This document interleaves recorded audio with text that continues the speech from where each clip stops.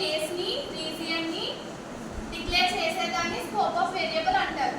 ఇది two types, local variable and global variable.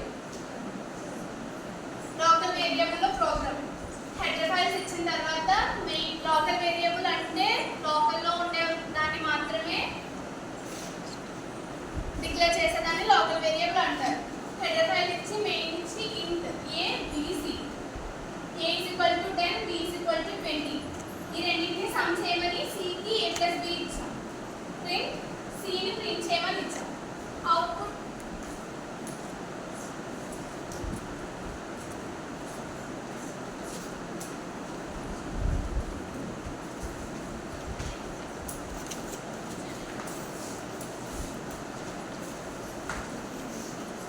a plus b some ఇచ్చాం కాబట్టి output 30.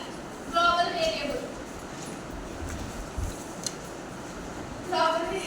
Variable అంటే లోపల ఉన్న